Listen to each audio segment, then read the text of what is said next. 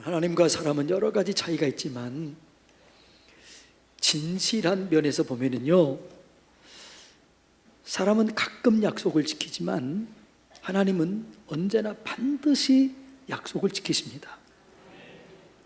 사람은 적당히 지키지만 하나님은 온전하고 완전하게 지키십니다. 그걸 이렇게 얘기합니다. 민수기 23장 19절 한번 읽어볼까요? 하나님은 사람이 아니시니 거짓말을 하지 않으시고 인생이 아니시니 후회가 없으시도다. 어찌 그 말씀하신 바를 행하지 않으시며 하신 말씀을 실행하지 않으시랴. 자, 하나님은 사람이 아니니 거짓말하지 않는다는 거예요. 이 말은 무슨 말이에요? 사람은 가끔 거짓말도 한다 안 한다? 한다. 사람은 가끔 회의한다 안 한다? 한다. 근데 하나님은 사람이 아니시니 거짓말하지 않고 후회함이 없다는 거예요. 시건하지 않는다는 거예요. 왜 하나님은 거짓말하지 않느냐? 그러면 하나님은 알파와 오메가예요. 처음과 나중이기 때문에 그분은 모든 것이 현재이기 때문에 다른 말 할 수가 없는 거예요. 그래서 하나님의 약속의 말씀은 반드시 이루어져요. 그게 하나님이십니다. 네. 하나님이 약속한 바를 정확하게 온전히 이루시는데 언제 이루느냐? 하나님의 때에 이루십니다. 하나님의 방법으로 이루십니다. 그러니까 우리가 하나님의 뜻이 이루어질 때는 언제라고요? 내 때, 하나님의 때요? 방법은 누구 방법으로요? 하나님의 방법으로 이루어지는 거예요. 그런데 그 때를 누가 정한다고요? 하나님이 정한다고요. 하나님이 때를 정하지만 감사하게도 우리가 하나님이 역사할 수 있는 때를 만들 수도 있을까요? 없을까요? 예? 있어요. 요한복음 2장에 보면 예수님이 가나 혼인잔치에 가서 있을 때 이렇게 그 어머니가 얘기합니다. 포도주가 떨어져서 심각한 문제가 생겼다. 그리고 예수님께서 뭐라고 그래요? 내 때가 아직 이르지 아니했습니다 라고 얘기해요. 그러니까 하나님이 일하실 수 있는 때, 하나님이 기적을 일으킬 수 있는 때가 안 됐다는 거예요. 그때 그 어머니가 이렇게 얘기합니다. 무슨 말씀을 하시든지 그대로 하라. 하인들에게 무슨 말씀을 하시든지 그대로 하라 해서 그대로 순종했더니 물이 변해서 포도주가 되더라는 거예요. 그러니까 지금 예수님이 생각할 때 때가 아니었지만 그 때를 누가 만든 거예요? 하인들이 만든 거예요. 그 때가 뭐예요? 무슨 말씀을 하시든지 그대로 하라. 이 말이 무슨 말이에요? 순종하라. 예수님을 주인으로 모셔라. 예수님을 주인으로 모시고 그 주인의 말씀에 순종하면 하나님이 역사하신다. 이런 얘기예요. 여러분, 때는 하나님이 만드시기도 하지만 우리가 순종하면, 우리가 하나님을 주인으로 모시면 주님은 그때에 역사하신다라고 말합니다. 여러분, 오늘 본문은 주님께서 일하시는 때에 대해서 말합니다. 일반적인 때를 말합니다.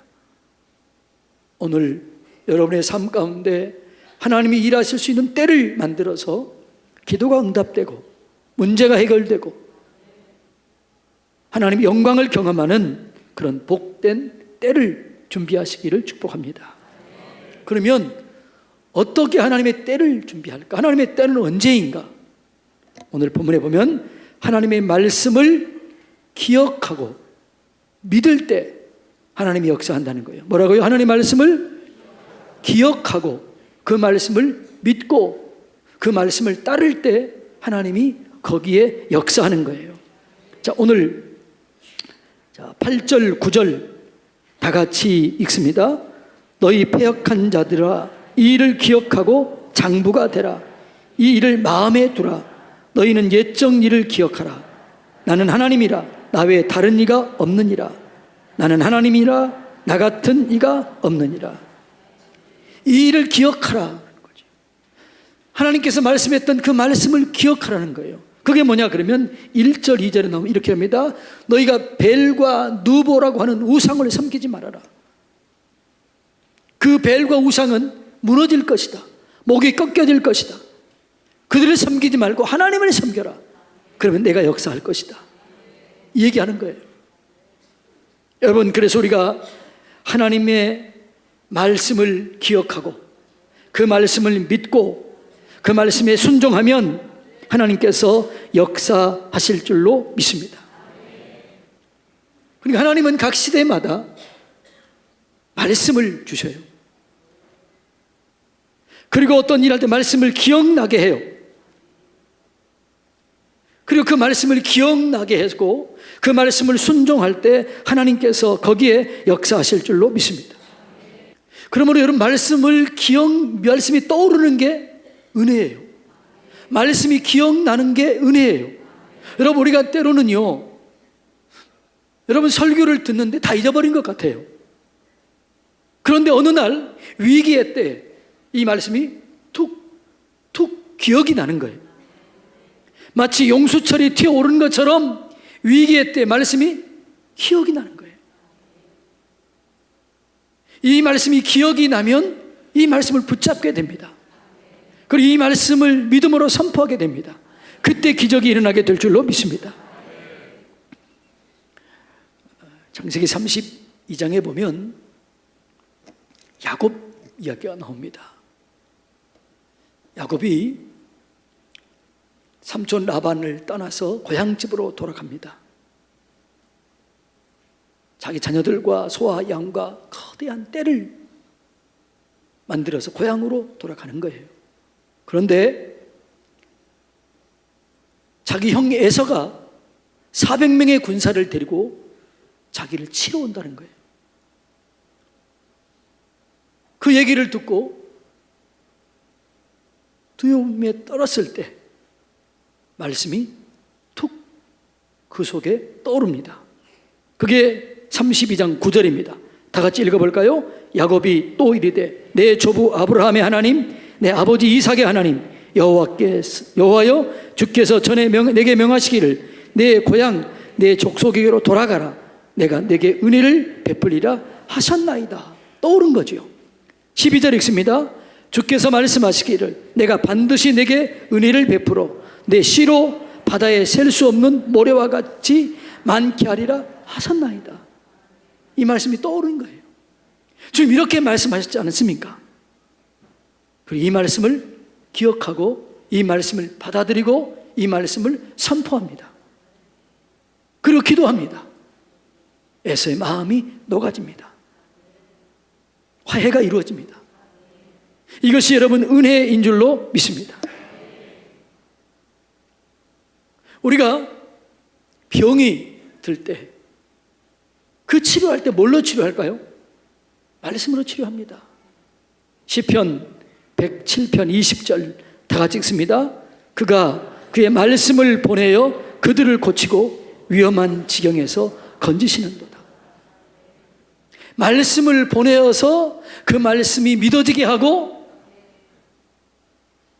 그 말씀을 붙잡고 기적이 일어나게 되는 거죠. 그래서 말씀이 기억나는 것이 은혜입니다.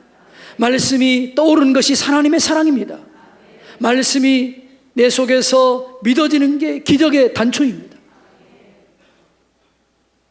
제가 심야 기도를 드리고 아침에 일찍이 눈이 떨어지는 거예요. 눈이 떠졌는데 잠을 자야 돼. 잠이 안 와요. 교육권을 지었는데 다음 세대를 어떻게 세울까? 이런저런 복잡한 것들이 가득 막 물밀도 오는 거예요. 난 할 수 없는데 어떻게 해야 되나? 이런저런 갑자기 막 이런저런 걱정거리가 오는 거예요. 그때 제가 말씀을 폈습니다. 백성을 위하여, 사람들을 위하여, 이런 말씀이 툭툭 들어오더라고요. 그러면 내가 단순화시키자. 걱정하지 말자. 단순화하자. 우리 성도들을 위한 게 뭘까? 주일학교를 위한 게 뭘까? 학생을 위한 게 뭘까? 하나님을 기쁘게 하면 되겠구나. 하나님을 기쁘게 하도록 모든 것을 그렇게 시작하자. 그 말씀이 딱 떠오니까요, 두려움이 사라지는 거예요. 평강이 오는 거예요. 그때부터 이런 생각이 드는 거예요. 하나님이 계셔서 너무 좋다. 하나님이 안 계셨더라면 이거 어떻게 내가 살까? 하나님이 인도하시 않으면 내가 어떻게 이런 문제를 해결할까? 하나님 감사합니다. 그러면서 이런 생각이 들더라고요. 이 나라의 많은 지도자들, 대통령을 비롯한 많은 지도자들이 얼마나 힘들까? 그들은 하나님도 모르는데. 그래서 제가 이렇게 기도해서 하나님이 계셔서 너무 감사합니다. 말씀을 주셔서 감사합니다. 인도해 주셔서 감사합니다. 여러분, 하나님이 우리에게 말씀을 통해서 은혜를 줘요. 말씀을 통해서 위로를 줘요. 말씀을 통해서 인도하셔요. 말씀을 통해서 평강을 주세요. 이것이 하나님이 일하시는 방법인 줄로 믿습니다. 그래서 여러분, 우리가 이 말씀을 떠오르면, 기억되면, 생각나면, 깨달아지면 그게 은혜더라고요. 이 은혜를 날마다 경험하게 되기를 주님의 이름으로 축복합니다. 근데 말씀을 기억하고 말씀을 떠오를 때 중요한 자세가 있는데, 그게 뭐냐 그러면 이 말씀을 내가 대장부답게 행하리라. 이 말씀을 대장부답게 이루어 가리라. 이 자세가 있어야 돼요. 자, 다시 한번 읽습니다. 8절 다시 한번 읽습니다. 다 같이 읽습니다. 너희 패역한 자들아, 이 일을 기억하고 장부가 되라. 이 일을 마음에 두라. 이 말씀을 대장부답게 마음에 두라는 거예요. 이런 말씀이, 비슷한 말씀이 열왕기상 2장 3절에 보면 다윗이 솔로몬 아들에게 얘기합니다. 너는 힘써 대장부가 되라. 율례와 계명과 법도를 떠나지 말라. 좌우로 치우치지 말라. 이 말씀을 따라 살면 어디를 가든 무엇을 하든지 형통하게 될 것이다.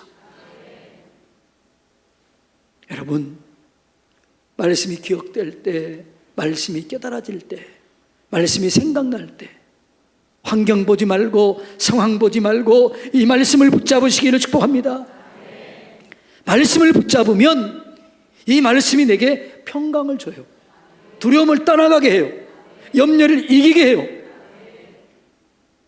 그런 가운데 하나님의 역사가 이루어지게 되는 줄로 믿습니다. 두 번째로 하나님이 역사할 때는 뭐냐 그러면 사람이 세워질 때 하나님의 뜻을 이루고 역사하십니다. 누가 세워질 때요? 사람이 세워질 때. 그래서 하나님은 사람이 세워질 때까지 기다리는 거죠. 하나님은 사람이 준비될 때까지 기다려요. 기도로 준비하고 순종으로 준비하고 말씀으로 준비될 때. 그래서 어떤 사람이 이 일을 구비해서 부족함이 없도록 준비되면 그때 하나님께서 역사하셔서 쓰실 줄로 믿습니다. 그러니까 여러분이 기도해도 응답이 없고 뭘 해도 응답이 없다면 여러분이 아직 준비가 안 돼 있다는 거예요. 그래서 여러분이 준비되면 하나님이 쓰실 줄로 믿습니다. 뭔가 기도했는데 응답이 안 됐다 그러면 원망하기보다 내 자신이 준비되어 있는가? 내 자신이 하나님께서 쓰실 때 불편하지 않도록 준비되어 있는가? 이걸 봐야 돼요. 하나님이 여러분을 쓰시려고 했는데 불편하면 쓸까요? 못 쓸까요? 못 써요. 쓸 수가 없어요.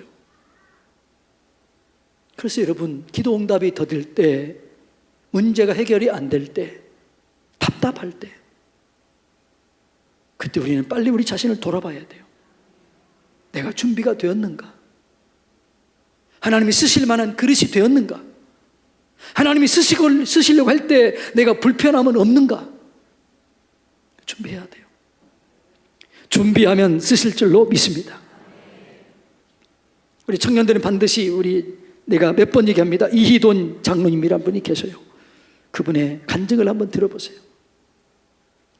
그분이 이런 얘기를 하더라고요. 자기는 뭔가 하나님이 하려고 할 때 하나님의 응답이 더딜 것 같으면 열심히 하나님 앞에 뭔가 내가 부족한 것이 없는가 돌이켜보고 준비한다는 거예요. 그리고 이렇게 얘기한대요. 하나님, 이래도 안 쓰실래요? 뭐라고요? 하나님, 이렇게 해도 안 쓰실래요? 저는 그 얘기를 듣고 참 부끄럽더라고요. 여러분, 하나님 앞에 하나님, 나를 이래도 안 쓰실래요? 이렇게 자신 있게 얘기할 수 있는 사람이 많을까요? 적을까요? 네? 많지 않아요. 여러분, 여러분 가정이, 우리 교회가 하나님, 이래도 안 쓰실래요? 이렇게 자신 있게 말할 수 있는 그런 교회, 그런 가정, 그런 여러분들이 되시기를 주님의 이름으로 축복합니다. 그러니까 준비가 되면 기가 막히게 쓰시는 거예요. 자, 시편 40편 1절로 2절 다 같이 읽습니다. 내가 여호와를 기다리고 기다렸더니 귀를 기울이사 나의 부르짖음을 들으셨도다. 나를 기가 막힌 웅덩이와 수렁에서 끌어올리시고 내 발을 반석 위에 두사 내 걸음을 견고하게 하셨도다. 아멘. 내가 기다리고 준비하고 기다리면 기가 막힌 일들이 내 삶 속에 이루어지게 될 줄로 믿습니다. 내가 보지도 못하고 듣지도 못하고 생각하지도 못했던 일들을 하나님께서 나를 통해서 하실 줄로 믿습니다. 준비되면 쓰시는 거예요. 요셉이 어느 날 갑자기 너는 총리가 되라 라고 얘기를 듣습니다. 그래서 총리가 됐을 때 어떤 분이 이렇게 얘기했더라고요. 씩 웃었대요. 예스, 내가 준비됐습니다. 그리고 거침없이 총리직을 행하는 거예요. 노예였던 요셉이 총리직임이 맡겨지는 순간 한 번도 당황하거나 주저함 없이 그 총리직을 멋지게 이루어갑니다. 무슨 말이에요? 준비가 되었다는 거예요. 하나님은 절대로 손해보지 않습니다. 준비되면 쓰십니다. 잘 준비하시기를 주님의 이름으로 축복합니다. 그래서 모세가 준비됐을 때 하나님이 그를 부르는 거예요. 그리고 그를 쓰십니다. 출애굽의 대역사를 이루어 가셨습니다. 또 하나님께서는 하나님의 뜻을 이룰 때 준비된 자를 보내세요. 여러분, 그래서 우리가 어떤 일을 할 때 이 일이 진짜 주님이 기뻐하시는 일인가 하나님의 뜻인가를 물어볼 때 중요한 사인 하나가 뭐냐 그러면 하나님이 사람을 보내주는 거예요. 하나님의 일은 반드시 내게 도울 수 있는 사람을 보내주실 줄로 믿습니다. 그래서 우리는 혼자 하는 게 아니에요. 하나님은 돕는 사람을 보내주십니다. 모세가 아론과 홀이 있었습니다. 그리고 여러분, 바울에게는 디모데와 실라 같은 무수한 사람들이 주변에 있었습니다. 사람을 보내주는 거예요. 여러분, 우리 주변에는 하나님의 뜻을 이루기 위하여 보내신 사람들이 참 많습니다. 옆에 사람 한번 쳐다보세요. 혹시 그분이 당신입니까? 예. 여러분, 아브라함은 부지 중에 천사를 대접했다는 거예요. 여러분, 여러분을 도울 사람들이 어디 있을까요? 여기 있을까요? 저 멀리 있을까요? 예? 그럼 여기 있는 그 사람이 누구예요? 옆에 있는 그 사람이에요. 할렐루야. 믿습니까? 그러니까 여러분들은 옆에 있으면서 이렇게 생각해야 돼요. 내가 어떻게 하면 도울 수 있을까? 이분을 어떻게 하면 도울 수 있을까? 자, 따라서 합니다. 어떻게 하면 제가 무엇을 도와드릴 수 있을까요? 하나님이 다른 교회를 성도를 통해서 우리를 도울까요? 누구를 통해서요? 우리 교우, 우리 가정, 우리의 자녀, 내가 알고 있는 그 사람들을 통해서 돕는 거예요. 물론 생각하지도 않는 사람들을 위해서 돕기도 하겠지만, 그러나 옆에 있는 사람이 보내신 분들이에요. 그래서 이 사람들에게 친절해야 돼요. 자, 옆에 있는 그 사람들이요, 흥하게도 하고 망하게도 해요. 누가 여러분에게 그 사람 어때요? 그런데 야, 그 사람 진짜예요. 그 사람 제가 보장해요. 이렇게 말해주는 사람이 있고, 글쎄요, 그 사람 잘 모르겠네요. 이렇게 해버리면 어때요? 그 끝나버리는 거예요. 옆에서는 인사합시다. 제가 잘하겠습니다. 하나님은 돕는 사람을 보내는 거예요. 그래서 주님이 일하시는 거예요. 그래서 내가 준비되면 돕는 사람을 보내고 그들과 함께 합력해서 일하게 해요. 그게 하나님의 방법이에요. 하나님은 언제나 그랬어요. 구약에도 그렇고 신약에도 그렇고, 구약의 지도자나 신약의 지도자는 똑같아요. 그래서 마태복음에 보면 그렇잖아요. 예수님이 이렇게 합니다. 너희는 내가 목말랐을 때 마실 것을 주었고, 배고팠을 때 먹을 것을 주었고, 내가 힘들었을 때 나를 위로해 주었다. 내가 언제 그랬나요? 소자 중에 한 게 내게 한 거다. 여러분, 그 옆에 있는 그 사람을 도와주라고 옆에 있게 했고, 옆에 있는 그 사람에게 도움을 받으라고 옆에 있게 했고, 도와주고 도움을 받고 그래야 되는 거죠. 그게 교회예요. 그래서 여러분, 우리가 이렇게 자리를 준비하면 그때 하나님이 역사하는 거예요. 하나님의 뜻을 이루는 거예요. 그래서 교회가 그렇게 중요한 거예요. 그래서 내 앞에 있는 성도들이 그렇게 중요한 거예요.